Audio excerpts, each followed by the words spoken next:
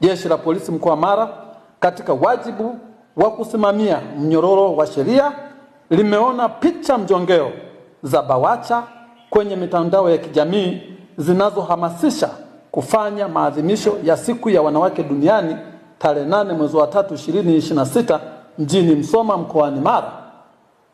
Kitendo cha BAWACHA kufanya hivyo ni ukiukwaji wa makusudi wa amri ya Mahakama Kuu ya Tanzania iliyotolewa tarehe 10 mwezi wa 6 2025 inayokitaka chama cha siasa Chadema kutofanya shughuli za kisiasa hadi kesi yao ya msingi itakapomalizika mahakamani.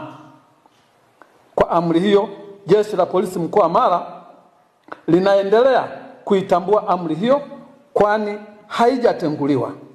Kwa maana hiyo, tunawashauri Chadema kurudi mahakamani kumaliza shauri lao badala ya kukaidi amri ya mahakama ambayo kimsingi ni dharau kwa mahakama, contempt of court.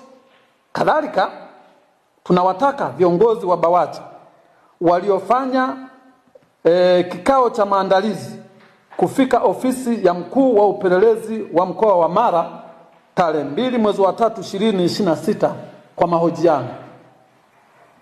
Jeshi la Polisi mkoa wa Mara linatoa wito kwa wananchi kuendelea kuishi na kutii sheria mbalimbali za nchi, miongozo na taratibu za mnyororo wa haki jinai na kuacha kujichukulia sheria mkononi.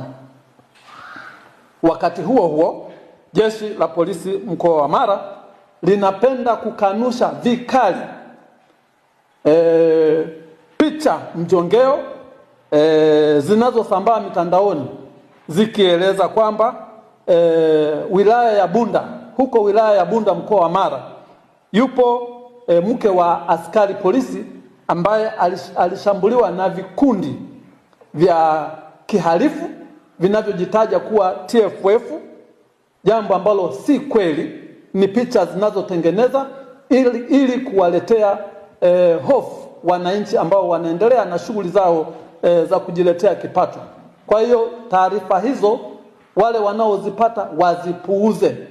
Wananchi wa mkoa wa Mara wanaendelea kuchapa kazi zao kwa usalama kabisa, na vikundi hivyo vya kihalifu vipuuzwe hizo propaganda zao. Asanteni sana kwa kunisikiliza.